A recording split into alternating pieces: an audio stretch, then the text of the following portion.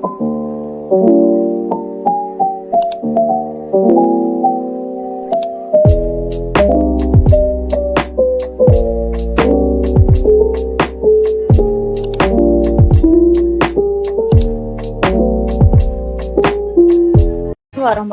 wabarakatuh.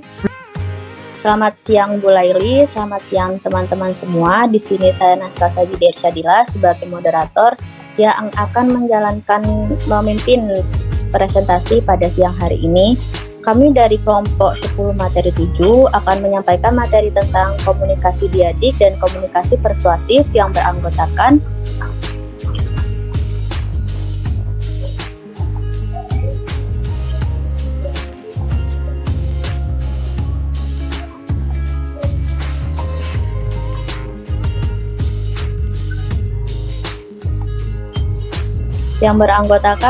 yang pertama saya sendiri Nasra Sajida Irsyadila dengan NIM akhir 5052. Yang kedua ada Naila Yunia Sabila dengan NIM akhir 5063. Yang ketiga ada Anissa Aturahmah dengan NIM akhir 5065. Baik, untuk materi yang pertama akan saya sampaikan. Komunikasi adalah suatu hal pokok yang sangat penting dalam kehidupan sehari-hari, sebagaimana tujuannya yaitu penyampaian pesan dengan maksud dan tujuan yang tepat dan jelas. Komunikasi berasal dari bahasa Latin communicare yang berarti menyampaikan. Dari kata tersebut bisa diambil satu arti bahwa proses penyampaian tadi dilakukan bisa melalui tanda, simbol, bahasa, atau aturan semiotika yang dapat dipahami. Pelaksanaan komunikasi ini bisa terjalin di antara satu atau dua orang, bahkan dalam kelompok besar. Komunikasi juga diartikan sebagai suatu penyampaian pesan untuk membuat tujuan atau persepsi antara satu orang dengan orang yang lain. Komunikasi sangatlah dibutuhkan dalam dunia pendidikan, terutama dunia pendidikan usia dini. Bagaimana penyampaian maksud bisa dengan mudah tertangkap oleh anak. Oleh karena itu, pada pembahasan kali ini kami akan membahas tentang komunikasi, yaitu yang pertama komunikasi diadik, yang kedua komunikasi persuasif. Untuk lebih jelasnya akan dijelaskan oleh rekan saya.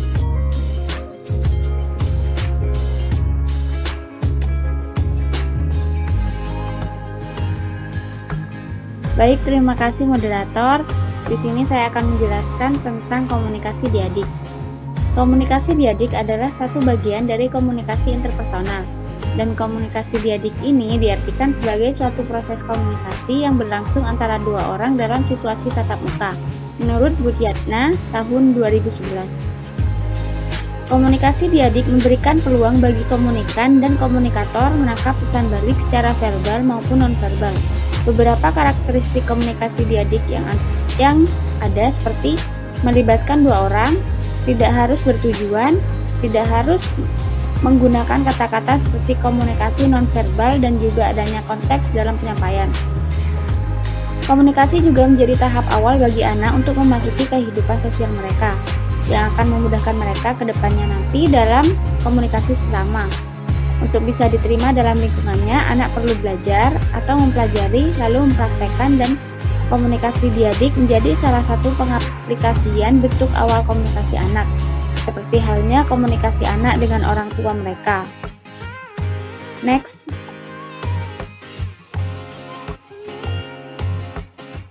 Berikut faktor-faktor yang mempengaruhi komunikasi diadik. Yang pertama, keterbukaan. Keterbukaan ini berkaitan erat dengan komunikasi dan hubungan antar manusia, karena keterbukaan adalah bagaimana seseorang bisa melihat permasalahan dari berbagai sisi dan tidak tertutup terhadap input dari berbagai pihak. Dan yang kedua adalah empati. Empati merupakan kemampuan untuk merasakan keadaan emosional orang lain. Jadi, saat kita berkomunikasi, kita juga perlu untuk melihat situasi emosional lawan bicara kita. Dan yang ketiga, sikap mendukung. Saat kita berkomunikasi, maka akan lebih baik jika kita saling mendukung satu sama lain. Dan yang keempat, sikap positif. Sikap positif sangat penting dalam suatu komunikasi, karena saat kita berkomunikasi secara positif, maka semua permasalahan atau semua yang terjadi dalam komunikasi tersebut akan menjadi lebih baik.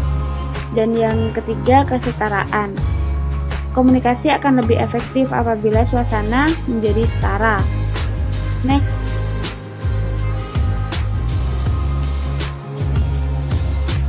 Selanjutnya tahapan-tahapan anak dalam berkomunikasi yaitu bahasa, emosi, dan sikap. Yang pertama saya akan membahas tentang bahasa.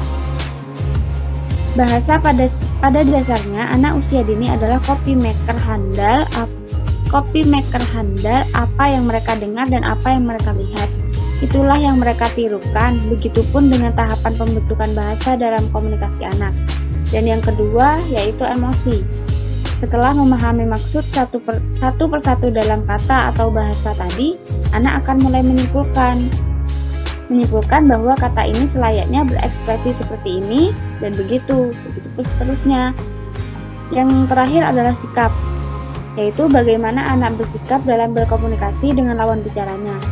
Ini pun juga mempengaruhi dari hasil tiruan anak mengenai apa yang mereka lihat dan apa yang mereka dengar. Sekian materi yang dapat saya sampaikan. Untuk materi selanjutnya akan dilanjutkan oleh rekan saya. Baik, terima kasih sebelumnya. Di sini saya akan menjelaskan tentang komunikasi persuasif. Carl E. Hoffman menyatakan komunikasi merupakan efek umum yang terletak melalui dorongan individu agar berpikir dalam dua segi mengenai pendapatnya sendiri dan pendapat orang lain. Sedangkan menurut Ronald dan Carl, komunikasi persuasif merupakan suatu proses komunikasi yang padat, di mana individu atau kelompok menunjukkan pesan sengaja atau tidak sengaja dengan cara verbal dan non-verbal untuk memperoleh suatu respon yang khusus dari individu maupun grup.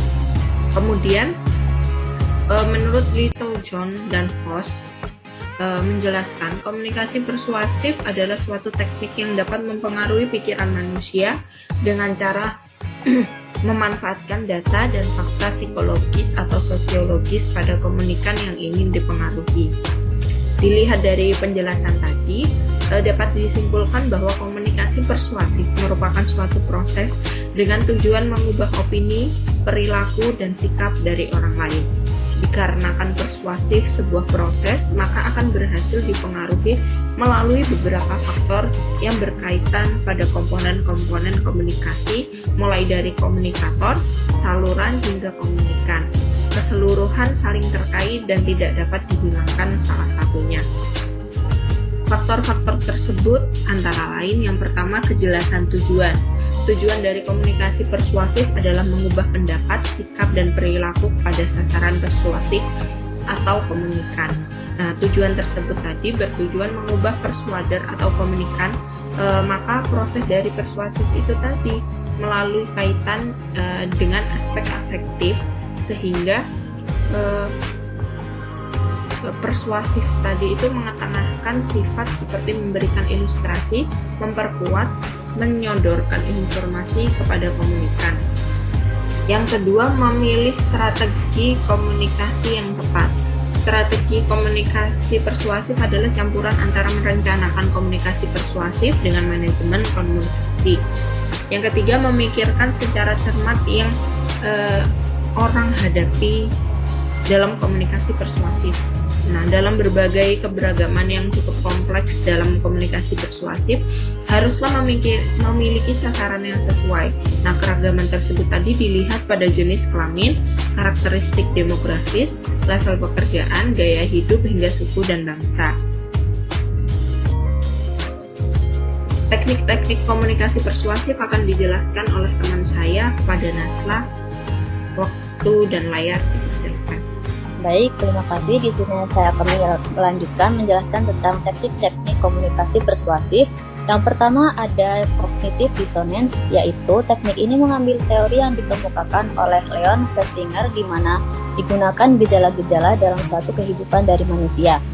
Orang atau komunikasi yang biasanya akan lebih cepat menerima komunikasi persuasif yang seolah-olah membenarkan perilakunya meskipun hati nuraninya sendiri tetap tidak dapat membenarkannya.